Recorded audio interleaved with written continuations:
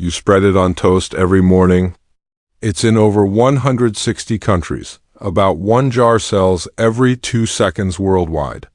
But Nutella, this billion-dollar empire, only exists because of a brutal war, a desperate baker, and a crisis that starved an entire continent of chocolate. This is the hidden chapter of how war created the world's most addictive spread. But before we unravel this mystery, quick favor, if you're curious like me, hit that like button. It helps more people discover these hidden stories. Right now, across multiple factories around the globe, the Ferrero company produces around 365,000 tons of Nutella every single year. The company is worth over $35 billion. The family that owns it? They're wealthier than most small nations.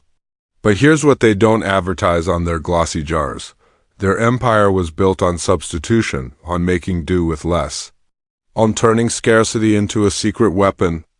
Look at the jar in your pantry right now. Go ahead, pick it up, read the ingredients list.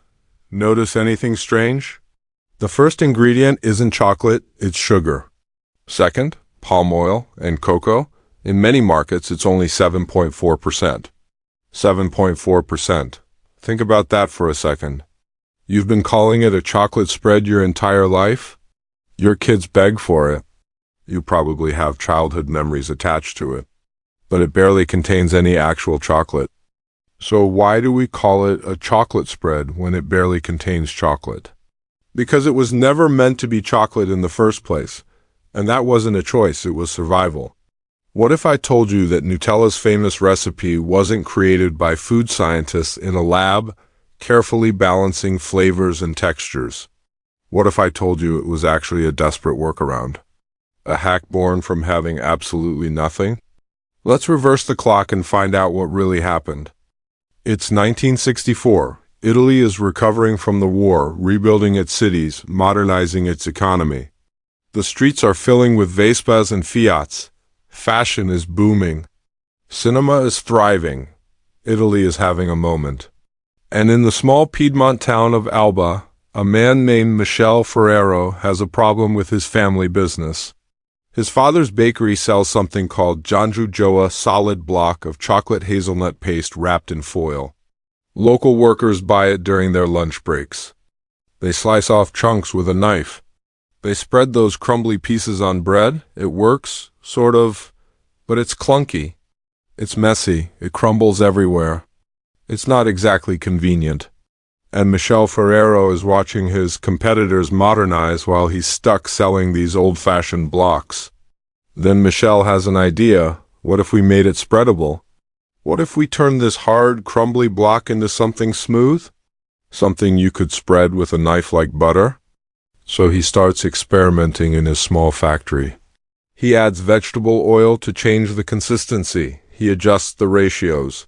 He tests different textures until he gets it just right, creamy, smooth, shelf-stable, and most importantly, easy to spread. And on April 20th, 1964, he launches it with a brand new name that would change breakfast forever. Nutella. The name itself was genius, a combination of the English word nut and the Italian suffix ella, which sounds sweet, feminine, approachable, easy to pronounce in any language. It explodes across Italy almost immediately. Italian families fall in love with it. Kids go crazy for it. It spreads to France, then Germany, then across all of Europe.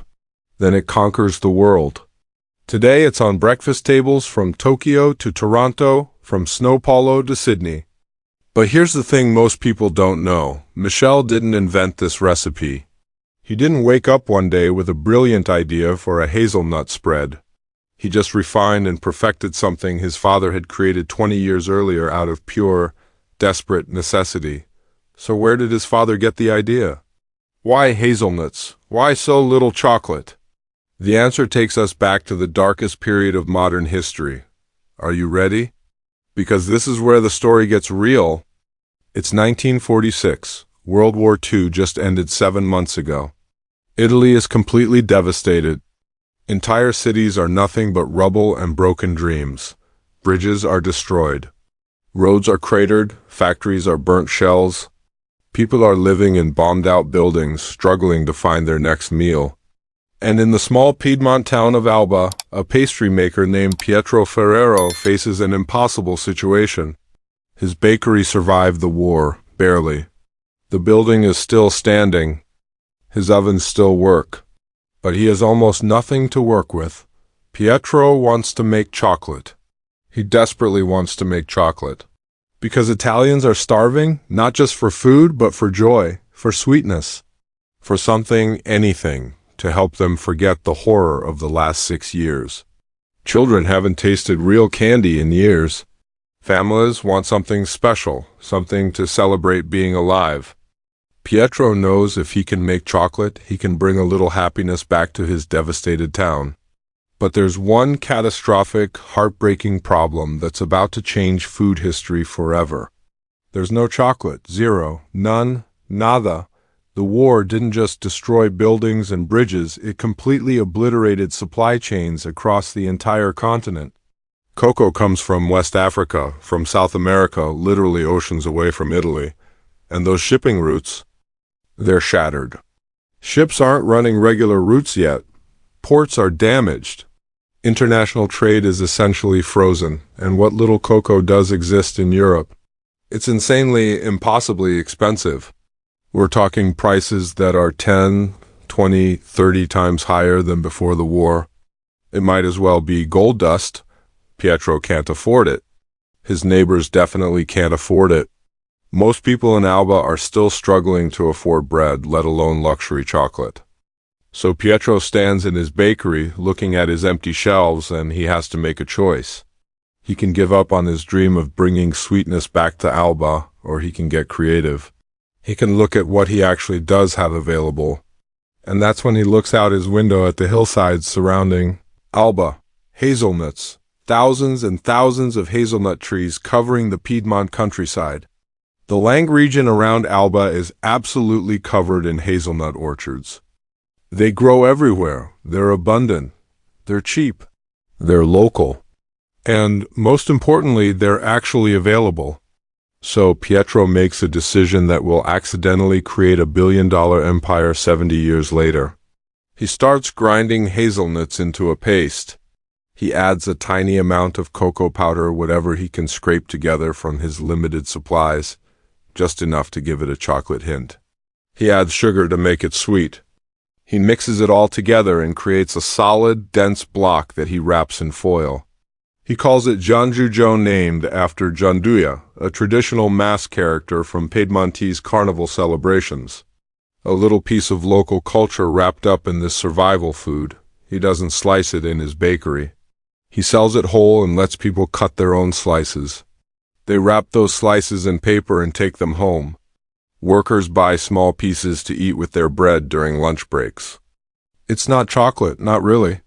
But it tastes like survival. It tastes like creativity. It tastes like hope.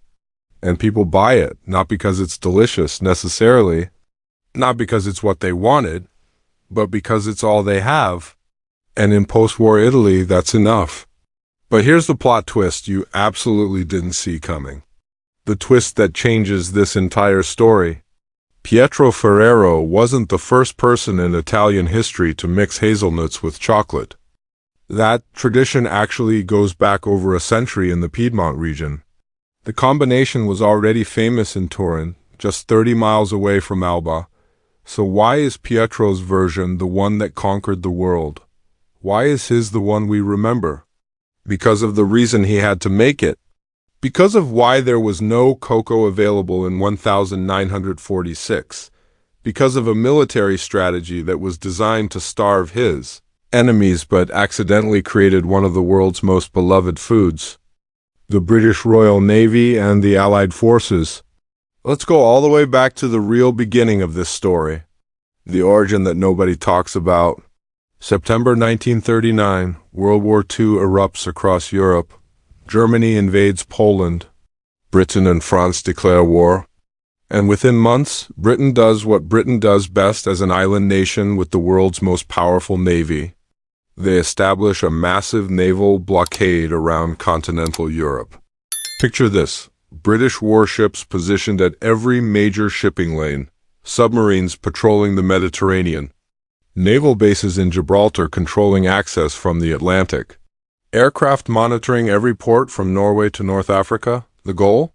Starve the Axis powers Germany, Italy, Japan of critical resources, cut off their supply lines, no rubber for tires, no oil for tanks, no metals for weapons, choke their war machine until it can't function. And that included something that seems almost trivial compared to bullets and bombs: cocoa beans. This blockade doesn't last months, it lasts 6 brutal years. And here's what most people don't realize: even after the war officially ends in 1945, Europe is still essentially cut off. The infrastructure is destroyed. Supply chains take years, literally years, to rebuild. Trade agreements have to be renegotiated. Shipping companies have to repair their fleets. Port facilities have to be reconstructed. Cocoa-producing nations in West Africa and South America want to ship their products to Europe. European chocolate makers are desperate to buy them, but the mechanisms of global trade are broken. The ships aren't running, the financing isn't available. The distribution networks are gone. And here's what makes this even more tragic. Before the war, Italy actually had a thriving chocolate industry. Turin, just 30 miles from where Pietro is struggling, was internationally famous for its chocolate. It was called the chocolate capital of Italy. Chocolate shops lined the elegant streets of Turin. Master chocolatiers created elaborate confections. Wealthy Europeans would travel there specifically to buy Italian chocolate. The city was proud of its sweet reputation. But when the war started, cocoa disappeared from Italy virtually overnight. One month there's chocolate in every shop window. The next month, nothing. Just empty shelves and memories. Italian chocolatiers faced extinction.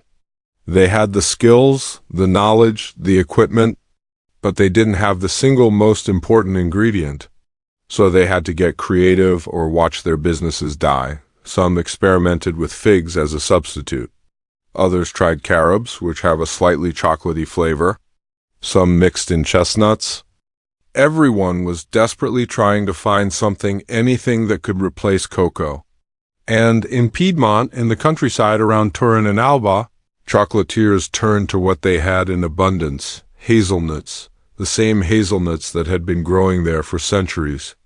Now, here's a fascinating historical detail. The tradition of mixing hazelnuts with chocolate called gianduja actually dates all the way back to the 1800s in Turin. There's even a story that it was invented during the Napoleonic Wars when another blockade cut off cocoa supplies.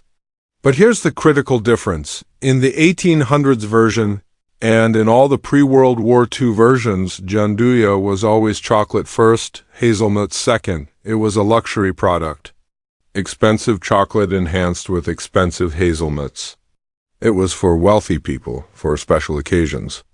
The ratio was maybe 70% chocolate, 30% hazelnuts, sometimes even more chocolate than that. Pietro Ferrero completely flipped that ratio out of necessity. When he couldn't get enough chocolate, he made hazelnuts the star of the show and cocoa just a supporting actor. He inverted the traditional recipe not because he wanted to, but because he had no other choice. Scarcity didn't just influence his recipe. Scarcity became the recipe. And that accidental formula, born from desperation, from a naval blockade, from a continent recovering from the worst war in human history, that became the exact formula that would conquer the world 20 years later. Want to know the most ironic part of this entire story? The twist that makes this almost funny if it wasn't so perfectly absurd? Today, right now, cocoa is more available than it's ever been in human history. Global supply chains are robust. Shipping is cheap and reliable. The Ferrero company could easily reformulate Nutella to contain 50% cocoa, or 60%, or even 70% chocolate. They could make it the authentic chocolate spread people think they're buying. But they don't, and they never will. Because Pietro's wartime formula, the one born from starvation and blockades and desperation, turned out to be absolutely perfect for modern mass production. It's cheaper to manufacture. It has a longer shelf life. It's more consistent across batches. It ships better in hot climates. And most importantly, billions of people around the world are now completely addicted to that exact taste. That specific ratio of hazelnuts to cocoa, that particular sweetness. The shortage became the brand. The limitation became the identity. The workaround became the secret sauce. Ferrero didn't just survive the shortage, they built an empire on it. So the next time you open that familiar jar with the white lid, remember something. You're not tasting chocolate, not really. You're tasting a war, you're tasting a blockade. You're tasting a desperate baker in a small Italian town who looked at his empty shelves and his broken supply chains and refused to give up. You're tasting the moment when scarcity forced innovation, when limitation created legacy, when having nothing meant inventing everything. Every jar of Nutella is a World War II artifact in edible form. It's a delicious memory of the day there was no chocolate left in Europe, so a man named Pietro Ferrero said, "Fine, we'll make something different. We'll make something better," and somehow, against all odds, he did. From a naval blockade to breakfast tables in over 160 countries. From wartime substitution to a $35 billion empire. From Pietro's small bakery in devastated Alba to 365,000 tons produced every single year. That's the hidden chapter of Nutella. If this story blew your mind, smash that like button and subscribe to Hidden Chapters for more reverse histories. Drop a comment telling me, which everyday product should I unravel next? Coffee? Blue jeans? Bubblegum? I want to know what you're curious about, because every brand has a buried story. Every product hides a secret. Every item in your pantry has a hidden chapter written in war, innovation, accident, or desperate genius. And I'm here to dig them all up backwards. See you in the next chapter.